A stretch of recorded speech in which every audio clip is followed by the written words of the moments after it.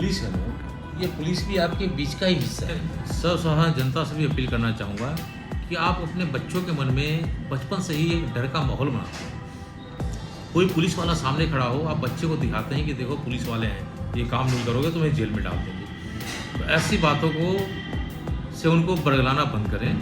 उनको बताएं कि बेटे ये पुलिस वाले अंकल हैं, ये आपके काम आएंगे। आपको कुछ भी पूछना हो आप इनसे जाकर पूछो, आप इनसे हैंडशेक करो, इनसे गले मिलो, इनके साथ फ़ोटो खिंचवाओ। ऐसी कुछ भी चीज़ें नहीं होनी चाहिए कि किसी भी नई जनरेशन को या पुराने लोगों को डरना पड़े। पुलिस का डर सिर्फ और सिर्फ अपराधी में होना चाहिए, जिसने कहीं ना कहीं कोई ना कोई गलतियाँ की हैं, जिसने कहीं ना कहीं सोसाइटी के लिए कुछ ना कुछ खतरा पैदा किया है। अच्छे लोगों को पुलिस से डरने की कहीं कोई आवश्यकता नहीं है। अच्छे लोग थानों में वैसे ही विधिवत जाएं।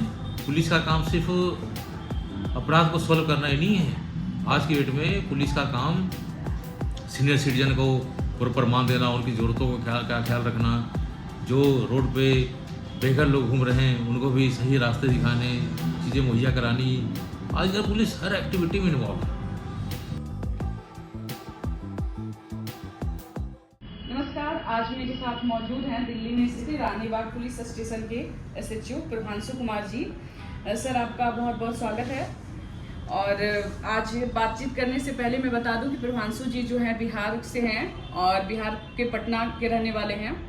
फिलहाल वे दिल्ली में अपने काम से, अपने इरादा से और अपनी ईमानदारी से लोगों के बीच में तहलका मचाए हुए हैं।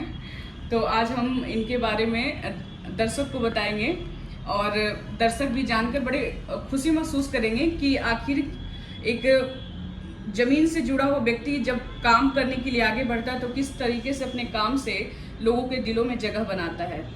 तो सर, सबसे पहले मेरा यही सवाल है आपसे कि आपका बचपन बिहार में गुजरा, तो आप क्या गांव से बिलोंग करते थे या बिहार के पटना से हैं आप? सबसे पहले मैं सभी दर्शकों का, आप लोगों का स्वागत करता हूँ, कोटि कोटि प्रणाम करता हूँ। हर इंसान का यदि अतीत देखा जाए ना तो कहीं ना कहीं वो ग्रामीण परिवेश से ही बिलोंग करता है। मैं भी उनसे कुछ अलग नहीं हूँ। मेरी भी प्रारंभिक जीवन की शुरुआत गांव से ही हुई थी। उसके पश्चात मेरे फादर की सर्विस झारखंड में कोयलांचल में थी, तो आई वॉज देयर। मैं वहाँ पे रहा तकरीबन 12 साल और 12वीं करने के तुरंत बाद ही मैं दिल्ली आ गया। यहाँ से मैं आकर मैंने कंप्यूटर इंजीनियरिंग करी, यहीं से आकर मैंने ग्रेजुएशन किया और यहीं से आकर मैंने जीवन के अलग अलग आयाम में अपने आप को इन्वॉल्व किया। असल में जीवन एक ही है और आपको जो कुछ भी करना है इस जीवन में करना है। तो मेरे जीवन में ये कभी नहीं था कि मुझको बस एक मकाम हासिल करना है। आपको जो कुछ दिल करे आपको कर लेना चाहिए। मेरी प्रायोरिटी में सिंगिंग भी था, मेरी प्रायोरिटी में काव्य लेखन भी था। तो मैंने अपने आप को कुछ समय के लिए बॉम्बे भी शिफ्ट किया। वहाँ पे मैं बॉलीवुड से कनेक्टेड रहा। मैंने बॉलीवुड के लिए स्क्रिप्ट राइटिंग भी करी, कुछ फिल्मों के लिए गाने भी लिखे।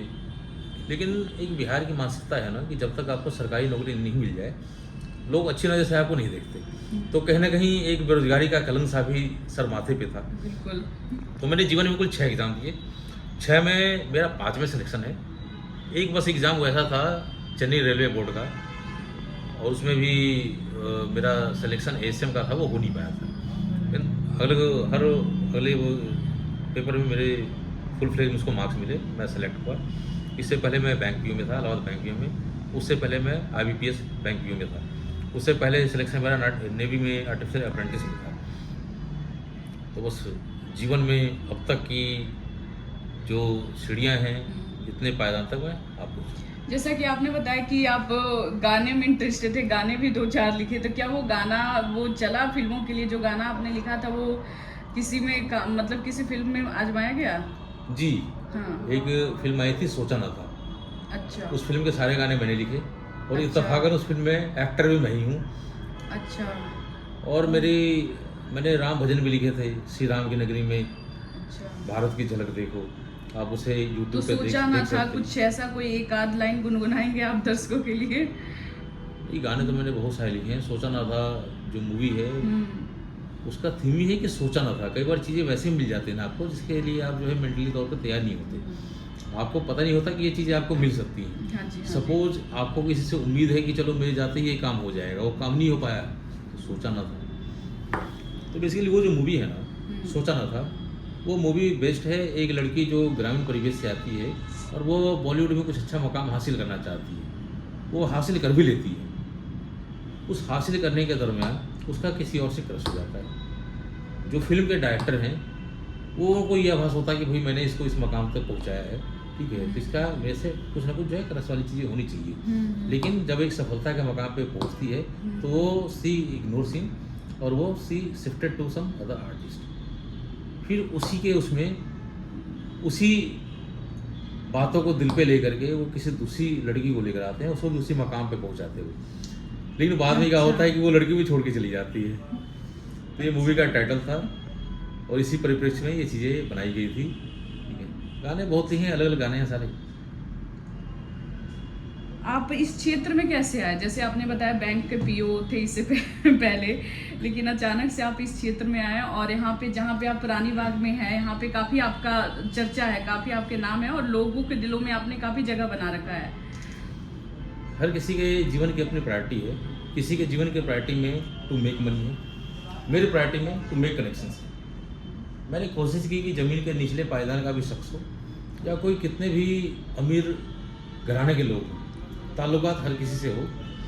हर किसी के अंदर एक गैरत है, उसका अपना ज़मीर है जिसका हमें सम्मान करना होगा, सम्मान करना चाहिए। और मेरे पास जो भी शख्स आए, यदि अपनी किसी परेशानी को लेकर आता है वो, तो मेरी जिम्मेदारी बनती है कि मैं उसकी परेशानी का निवारण करूं, समाधान ढूंढ कर लाऊं। नहीं हो पाए फिर मैं कोशिश करूं, फिर भी नहीं हो पाए तो कम से कम मैं अपने व्यवहार को इस अनुरूप रोकूं तो मेरे पास से हताश बनी जाए। जो बेसिक चीज़ें हैं, आपको चाय पूछना, पानी के लिए पूछना, किसी को मान देना, ये आपको तवज्जो देकर चलना होगा। रही बात दिल्ली पुलिस ज्वाइन करने की, तो जब मैं एसएससी के इंटरव्यू के लिए गया था उस टाइम दिल्ली पुलिस की प्रायोरिटी मेरी 8वीं प्रायोरिटी, सबसे आखिरी प्रायोरिटी थी। तो उन्होंने मुझसे पूछा कि why you decide to join Delhi police, क्योंकि मैंने बिल्कुल आखिरी टाइम पे अपनी प्रायोरिटी चेंज की थी। सीबीआई भी था उसमें, असिस्टेंट भी था, इनकम टैक्स भी था, कस्टम भी, एक्साइज भी। तो दे वर वेरी सरप्राइज कि this man at the very last moment ही चेंज हिज प्रायोरिटी। तो उस टाइम मैंने उनसे ही कहा कि sir I have always advocated against corruption and I think joining police services will enable me to fight against corruption. ये बातें थी, इसलिए मैं दिल्ली पुलिस ज्वाइन किया। और दूसरी बड़ी बात क्या थी कि for the entire life you have to serve within the radius of 45 kilometre. यदि किसी दूसरी जॉब में मैं जाता ना तो ट्रांसफर जॉब होते, कभी गुवाहाटी, कभी बॉम्बे, कभी कहीं और।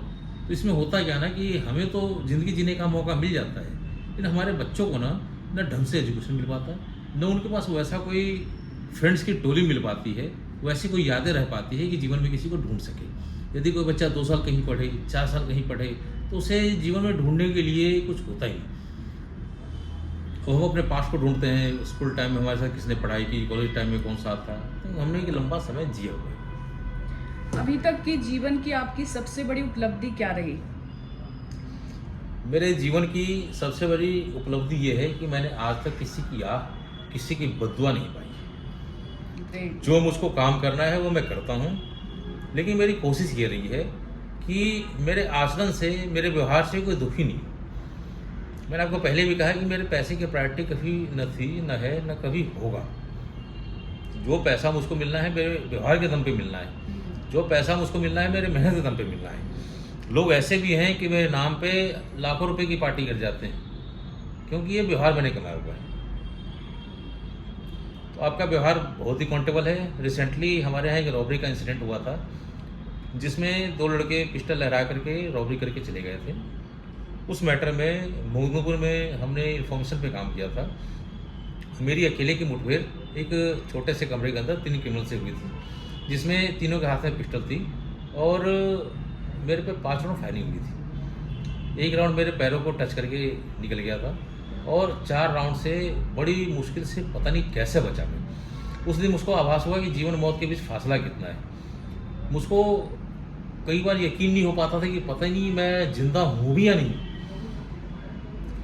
जब भी ठाई की आवाज़ आए, कभी मैं सर झुकाऊँ, कभी इधर को उछल जाऊँ, मुझको आभास ही नहीं होता कि मैं बच कैसे रहा हूँ। क्योंकि एक गोली भी सही निशाने से लग जाए ना तो आपका होना मुश्किल है। तो मुझे बड़ा मैं शुक्रगुजार हूँ। मैं समझता हूँ कि जितने मेरे चाहने वाले हैं, जितने शुभचिंतक हैं, जिनके हितैषी हैं, मेरे मदर फादर हैं, और भी जितने लोग हैं जिन्होंने मुझको तहे दिल से दुआ दी हुई है, ये उन्हीं का आशीर्वाद था कि मैं उस परिवेश में भी बच पाया।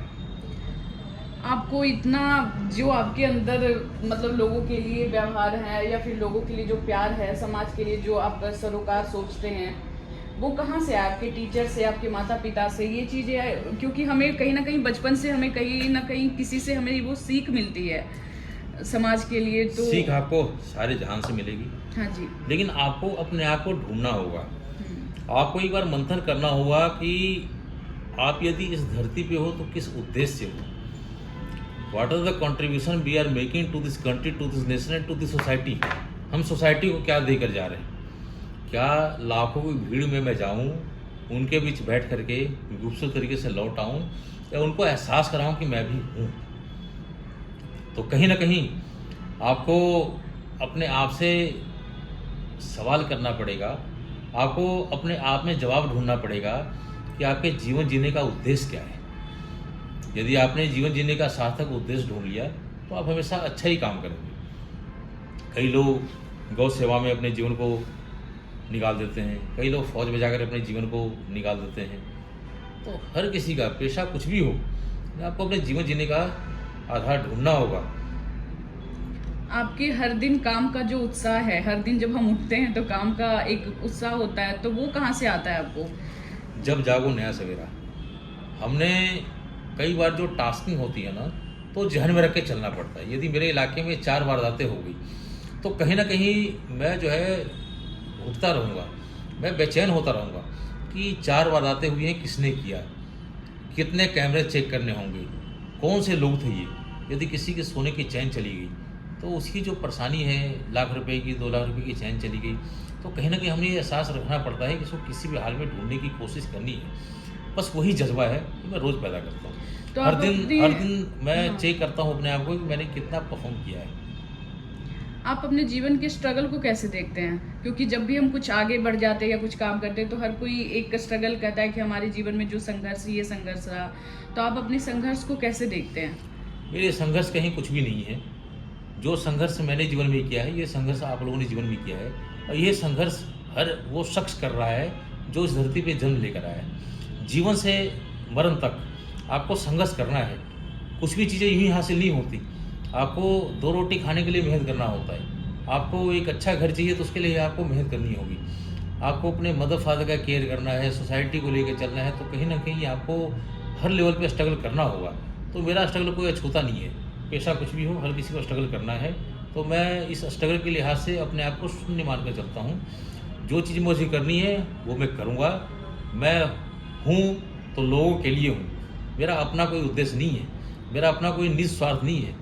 मेरा कर्तव्य है, दायित्व है, फर्ज है कि मैं हर किसी की परेशानियों को समझूं और उसको समझकर उसके समाधान के लिए उचित कोशिश करूं।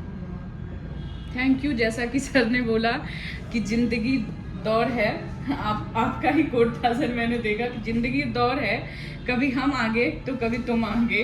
तो इस पे आपका क्या विचार है? मतलब इसको आपने कैसे, ये कोड कहीं ना कहीं हम कुछ सीखते हैं या कुछ हम देखते हैं या तभी हमने इस हमारे मेंटली वो मिलता है कि हाँ ये एक, क्योंकि बड़ा अच्छा लाइन है कि कभी हम आगे कभी तुम आगे। कि बचपन में आपके बहुत सारे दोस्त रहे होंगे। हाँ जी, हाँ जी। कोई IAS बन जाए, कोई IPS बन जाए, हाँ जी, और हाँ कुछ जी। बेचारा पीछे रह जाए। तो कहते कुछ दोस्त आगे निकल गए, कुछ पीछे रह गए, हाथों में वो हाथ ले आओ तो कोई बात नहीं। वाह। तो कहीं ना कहीं आपको उनको साथ देना होगा। जो शख्स जीवन में पीछे रह गया है ना, उनको आपने मोटिवेट करना होगा। यदि आप धन से कर सकते हैं तो धन से करें। यदि उनके मनोबल को बढ़ाने की जरूरत है तो उस हिसाब से करें। क्योंकि ये जो भी धन का अर्जन भी है ना, ये फॉर अ पार्टिकुलर टाइमिंग है। हमारे पुश्तैनी मकान भी खंडर हुए पड़े हैं, और ख़ासकर बिहार वाले लोग, आप देखेंगे बिहार में ज़्यादातर आबादी गांव से बाहर निकल गई है। बिहार में कितने सारे गांव वैसे हैं जहां पे 10 घरों में आपको ताला बंद मिलेगा। ये हालात हैं। तो कहीं ना कहीं ये संपत्ति अर्जन करने के चक्कर में इंसान जो है अपने सारे बुरे कर्मों को कहीं ना कहीं उसमें इन्वॉल्व होता है।